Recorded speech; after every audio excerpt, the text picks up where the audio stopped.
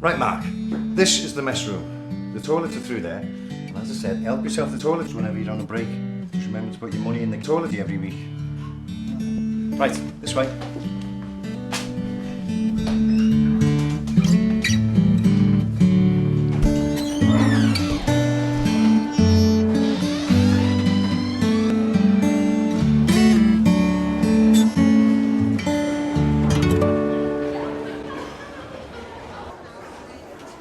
Right then, the fire system. Now procedures for each station. Procedures. If the fire alarm activates, staff evacuate customers and themselves to a place of safety as quickly as possible.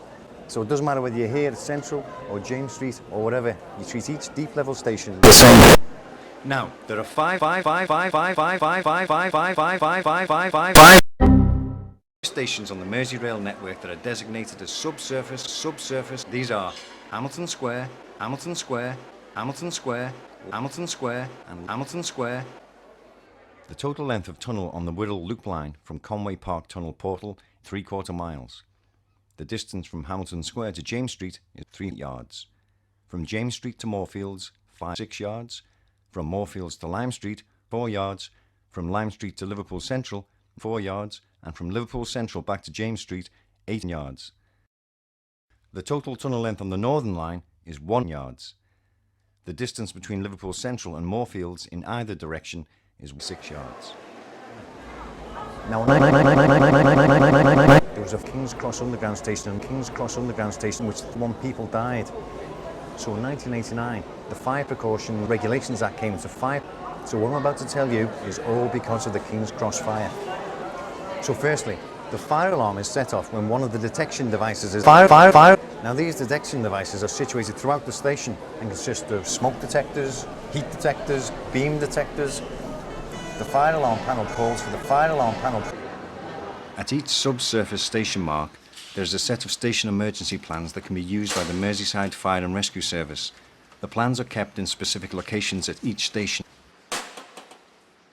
On these plans you'll find the station layout, the station layout, the station layout, the station layout, the station layout, the station layout, the station layout, and the station layout. The alarm panel will indicate the whereabouts of the device that's been activated. So if the alarm's been triggered here in the booking hall, this light will come on, as well as this light, as well as the lights. This LED, the status display window, will also tell us this LED. It will also indicate this LED. Again, one of these lights will light up to tell us. So let's say the smoke detector behind panel L2 goes off by L2. This L2 and a printed record will also be given here. And below that is the zone plan for the station, showing the station. Now there can be many reasons for alarms going off. For example, the insulators under the conductor, we call them pots, can get dirty and dirty. Sparks or arcing can set alight rubbish which people chuck onto the track, setting off the alarm. So it's not always an emergency, but we have to treat it as an emergency, and the station is evacuated immediately.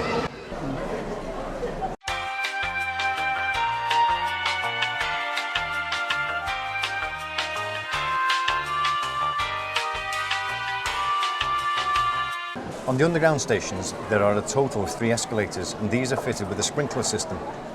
Each escalator is installed with Heap,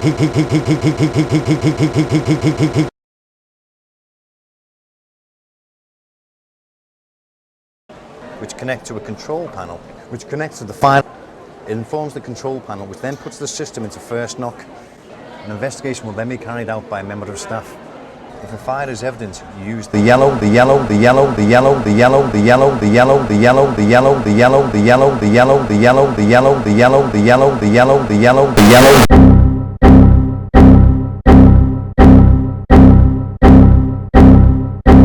Break glass inside the machine room entrance, which will then operate the sprinkler system.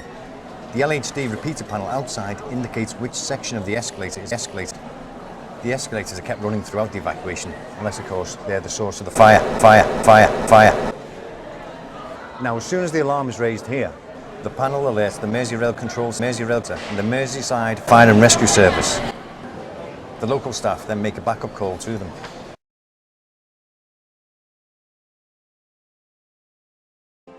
Hello, is it me you're looking for? I can see it in your eyes. 20 seconds after the alarm's been raised, pre-recorded public announcements will be made asking the passengers to evacuate the station.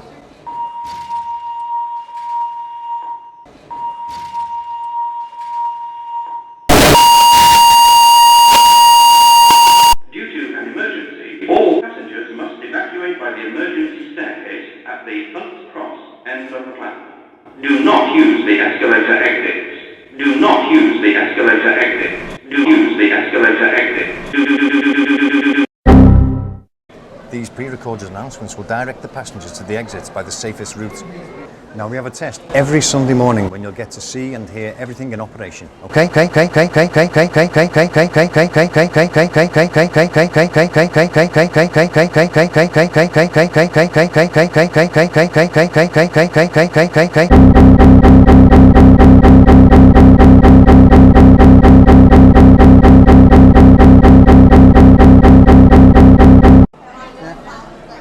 At the same time as the PA announcements start, the fire alarm panel switches power off to the magnetic locks securing certain exits, so the lighter coloured barriers spring open, allowing easier escape access. Soon we'll be getting new automatic barriers like these. As well as the barriers opening, the magnets holding the buttonhole doors will release to stop smoke from spreading. So if it's a fire on the Whittle line, then these fire doors will close. Passengers can also leave the station by using the trainer course, if there is one in the platform. Above the doors, you'll see various signs light up, showing safe exit routes. Also, on the outside of the building, strobe lights light up warning of an emergency, and do not enter signs are illuminated. One member of staff will close the booking hall exterior doors to prevent any more passengers entering the station. The passenger lift will immediately come up from the platform level.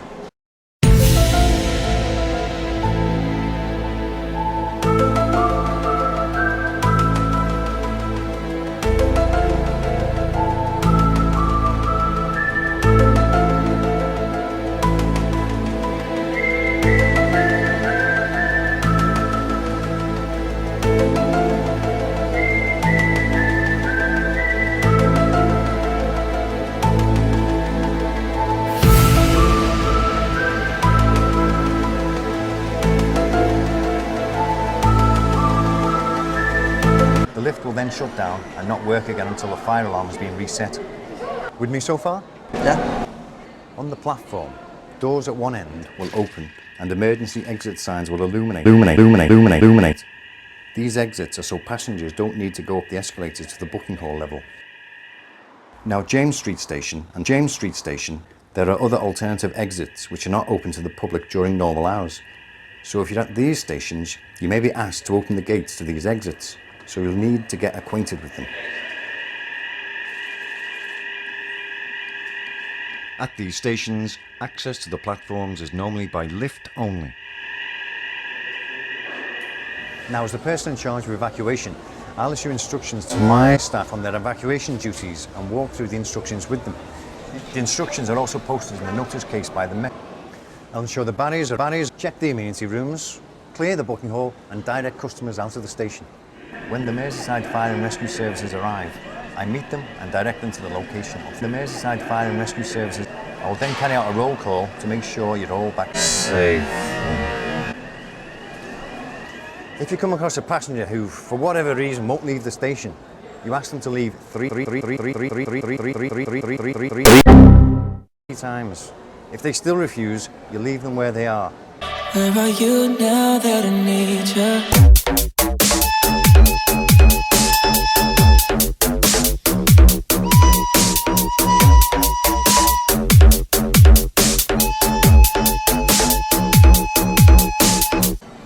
If you come across a door which you have to enter, open it. That's probably where the fire is. Now, the most important thing to remember when you're doing an evacuation of the station is that your safety and the safety of the customers comes first. You also have to think about the circumstances and your capabilities before you attempt to tackle a fire with an extinguisher. If you have any doubts, get out and stay out.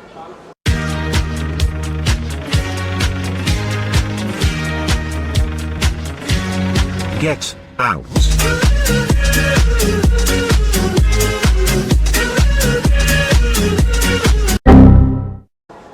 A type fire extinguishers can be found around the station in booking offices, booking offices, booking offices, booking offices, and booking offices. CO2. Carbon dioxide type extinguishers are mostly found in the machine room.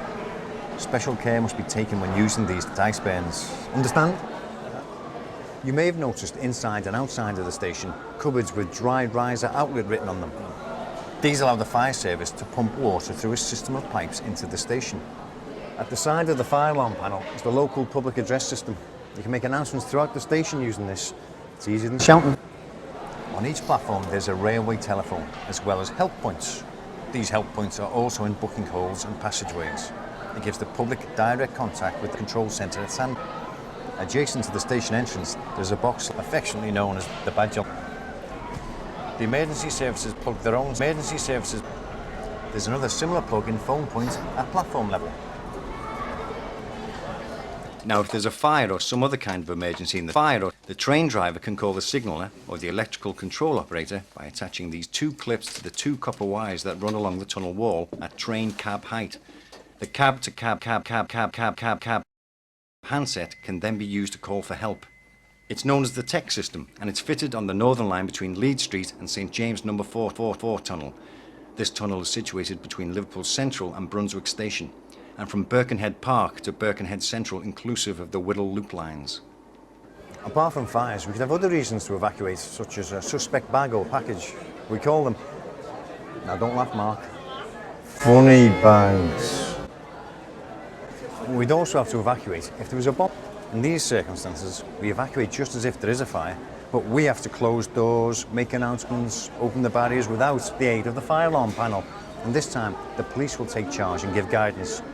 We also advise the MEC and keep them updated. If you come across a passenger with a disability, a member of staff will accompany that person safely off the station. For example, if the passenger is at platform level, the member of staff and the disabled passenger can board the first train to the next station. Now, the Merseyside Fire and Rescue Service will arrive 4 minutes after they receive the call. They usually pull up over there, and the person in charge of the station will meet the senior fire officer attending, easily identified because he's wearing a white helmet. Explain the situation and show the fire alarm panel, which shows where the alarm has gone off. Remember, a printout has been activated, also telling us where the problem is. The Merseyside Fire and Rescue Service are now in charge of operations. Once the senior fire officer is happy all is safe and well, he gives us permission to reset the fire alarm panel. To do this, we insert the key in the panel switch and turn from inhibit to access. Under the status display window, the silence buzzer, silence alarm and reset buttons are pressed in that order. Now, if the panel fails to reset, remove the key from the panel switch and insert it into the beam switch. Turn to reset, remove key and insert it back into the panel switch. Repeat, press silence buzzer, silence alarm and reset buttons in that order. Okay, well that's it. Don't worry, it doesn't happen that often. Okay, well let me introduce you to Steve. Steve, help.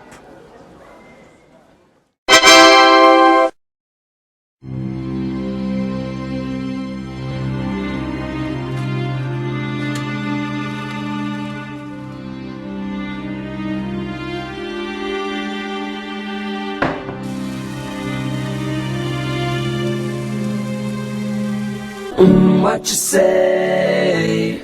Oh, that you only meant well, well, 'cause you did. What you say? That it's all for the best, 'cause it is. What you say? That it's just what we need. You decided this. What you say? What did she say?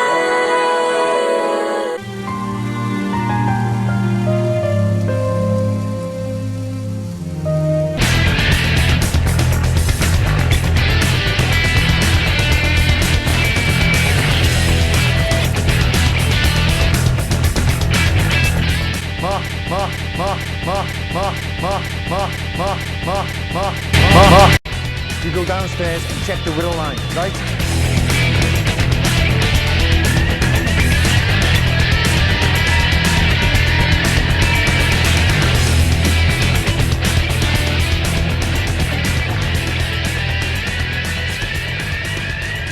Alright lads, there's a problem with the fire alarm panel over here.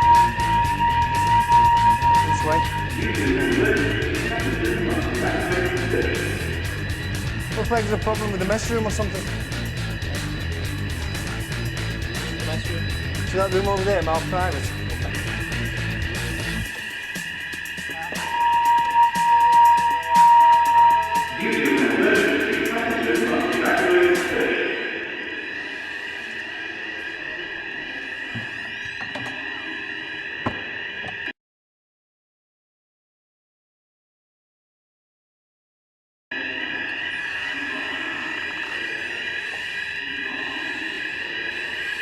Want me toast? What you say? Sorry about that. It's alright, don't worry. Do you want to go for a reset? Yeah, cheers mate. Thanks for coming. It's alright, no problem. Oh.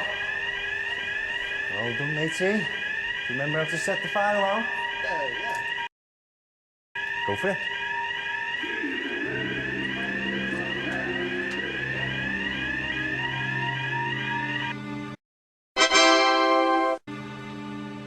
Thanks for coming, lads. It's okay, mate. We'll leave it with you. Cheers. See you again.